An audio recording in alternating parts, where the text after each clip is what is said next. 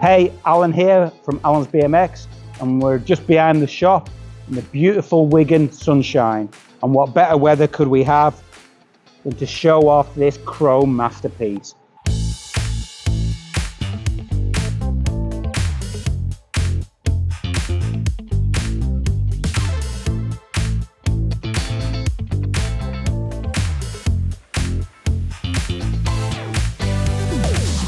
It's one of the new Torker frame and forks. This is actually the Eddie King signature model. So Torker made this frame and fork originally in 1980 as a high-end version of the LP or the LPX. And the feature that the Eddie King frame had that separated it from the other models, and it was about another $3 extra, was the threaded European bottom bracket. I mean, we may as well address this elephant in the room with the bottom bracket, because we've had a lot of people asking about this and why has it not got an American bottom bracket. But the thing was, back in the day, the American bottom bracket, of course, was for a one-piece Ashtabula Schwinn type crank. So American bottom brackets came from the beach cruisers. And obviously, with this being a high-end frame, you wouldn't put a one-piece crank into this bike back in the day. So a few manufacturers use this, and I know that here in the UK, you know, we never had the UK frame because we only started importing Torker in 1981. But a few companies offered a Euro BB on the high-end frames. I know Robinson did with the Bobby Woods frame, that was Euro. And for us nowadays, we ain't going to be putting a one-piece crank onto one of these builds, are we? You know, we're either going to be using a square taper aluminium crank like we have on this bike, or we're going to be putting like a red line, you know, a 19mm or a 22mm spindled crank onto one of these builds. And they're so much better to assemble. I mean, we do have an American bottom bracket press, but for most people, threading the bottom bracket in together with a BB tool, that's the way to go. So that's why these are Euro, because they were Euro originally back in the day. The big twist on this bike is, although it looks like the Eddie King signature bike from 1980, and all the fitments are the same as back then, 30.2 headset, I'll come on to that in a moment, you know, and 3/8 dropouts, 22.2mm seat post, you know, 1-inch threaded fork. It's got a long top tube, so you can hang this bike in the man cave, and as you can see, it looks amazing. But the twist is, and nobody else has done this, the bike's rideable. So the frame itself comes in a 21.25 or a 21.75 top tube, so you can actually ride the thing, but it looks amazing. I mean, you still have the compromise of the threaded forks and the caliper brake, which obviously we've got better technology than that nowadays. But if you wanted to race a Torker, we've got the Pro X. The Pro X has got an 1.8" fork with a clamp for a clamp-on stem. It's got V-brake mounts, or you could run a disc brake adapter on it. So that's so Torker's got you covered whichever way you want to go. But if you want an old school bike that you can ride, this is the thing to get. Anyway, I'll just quickly, this is a bike build that we've done in the shop to show off the frame.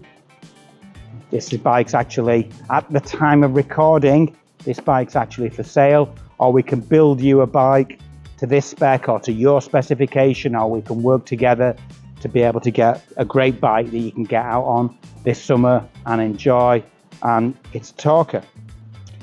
So on the wheel front, we used a modern wheel set. These are what our Supercross Alan's BMX race team use. The Halo sub 4 rims, which are really lightweight, hence the name, double walled, and you can get them with a machine sidewall and a fully black rim. So obviously for this, you're not going to get, we're using the caliper brake, you're not going to get all the streaks on the rim, and the machine braking surface makes them work better as well. We've built them with Halo stainless steel spokes, which as you can see in the sunlight look amazing, and gold alloy Halo nipples to finish off the build there. We've got Tioga skin wall comp 3 tires, front and rear. These tires are actually from a couple that we kept back from the production run which we've had from the last few years, but Tioga have just announced they are going to reissue the reissues again, and we should have these in a matter of weeks. 1.75 and 2.125. This build's got 175 front and rear, but we've also got Kenda K50s. We've got more street orientated tires if you wanted to use the bike on a ride out. There's a lot of different options there. It's a dark side chrome moly seat post, 14 inches long, so you can really put the thing high up if you really wanted to. The handlebars, we've been using on a lot of these builds the tall order ramp bar because it comes in a choice of 8.5, 9 or 9.5 rise. But the key thing is you've got this smaller diameter crossbar, which gives it a much more old school feel. We did cut them down a little bit. I think they might be 29 inches wide. I'll have to check, but yeah, cut them down a little tiny bit. But as you can see, the look and the shape of them is very period. Although if you were doing a 79-80 bike, you might have an aluminium V-bar. But again, the idea is you can ride this bike, but it looks the part. The rest of the build, Kashimax RS seat, which we thought looked a little bit more in keeping rather than the Aero. The double Diacomp MX 1500 seat clamp, spot on, you know, for the era. Diacompy brakes, of course, 890 rear, earlier than the 1000. Personally, I think they look better. And the 45-degree Diacompy lever, which again, you know, works great. It goes on the bend of the bars. Just as an aside, if you're using these levers, you don't need to have, you know, the full length of the blade in line with the grip, but it doesn't want to be bending down. So we've cut these bars down a little bit so you can use this as a 2-finger lever, and believe you me, feels really good. We used a gold modern Jaguar braided cable that we had some on a reel. I think that looks really, really good. The stem is the Suntour copy, which is fine. The headset is a Diacompy. The 1-inch threaded, currently the 1-inch threaded Torker reissue frames use the 30.2 headset size, which although it's still a 1-inch threaded fork, the cups are a little bit smaller, but it does allow you to select some really, really cool high-end headsets. This is the Diacompy one, but we also have the Tangy one, and we have the Campagnolo Super Record. And the reason why some brands did this back in the day, I know that RRS did, and JMC, just to allow you that accessibility of using those super high-end headsets, and that thing still rings true today. Amy grips, of course, we've got all the Amy grips. We decided to use the half waffle on these, which are like a motorcycle grip.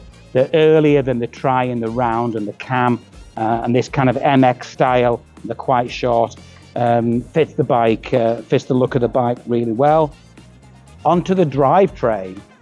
Months and months ago, when we knew these frames were in the pipeline, before they were even announced, I saw a set of Shimano Dura-Ace cranks on eBay that were in really great condition, and I'm like, these would be perfect. Now I know that Eddie used a Campag road crank on his bike back in the day, but Dura-Ace cranks were right up there, and I really felt that they would suit the build.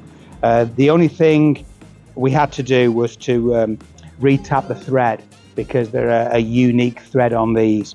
So these have been retapped to take a regular 9/16 pedal, which of course we've used the BM7s, which these along with KKT Lightning and the very early Bullseye pedals were the pedal of choice for most riders. So they're still made in Japan. We've got them in a bunch of colors, and they come in 9/16, and we've got them in 1/2 inch as well. So perfect for this build. Maybe if you riding the bike more, you might put a platform pedal on the Haro Fusion DX pedals would work brilliantly on this, but we went more on the aesthetic more than the practicality on the pedals. But we can, if you're doing a build, we can do that for you. Use a gold KMC chain, got to be a gold chain. We could have used a 3/32 high-end chain like the Campagnolo one, but we couldn't resist the gold, could we? And the chain rings are a Takagi Shimano Tioga style, so they're 130 BCD to be able to fit the cranks, and I think you'll agree, looks absolutely spot on. Have I missed anything? Finishing touches, we've got some new old stock Torker handlebar and seat post stickers, which we cut loose with a couple of those for the seat post. I know they're technically a little bit later, but still looks great, and one on the handlebar as well. So yeah, final finishing touch, of course. Last but not least, pad set. This is a Torker pad set made by Flite, who made the original pads back in the day, and these are actually done from the original screens and the original dies from when the pads were made right at the beginning. We've got these currently in black or yellow, and we'll be shortly receiving an order of the vinyl snap pads, which would also work well on this early build. The vinyl snap pads were used up until about 1981, when they went over to just the Velcro. So there's a couple of options there for you. So yeah, if you go to allensbmx.com, just type in Torker, Torker, of course, and you'll see our whole range. We're currently virtually sold out the first run of the frame and forks, but there's some more coming soon, and you'll be able to hopefully be able to pre-order those from us. Shoot us an email if you've got any questions. If you've got a frame already and you want some help building it, we can either do that for you, or we can help you to be able to supply the parts. And we do ship worldwide, so if wherever you are, we can help you get the parts, or the frame and fork, or the complete bike sorted to your specification. I can't say how stoked I am to be able to get hold of one of these again. The first time was 43 years ago, so yeah, Torker's back, baby, and you can get them from us. Thanks for your time. Thanks for watching.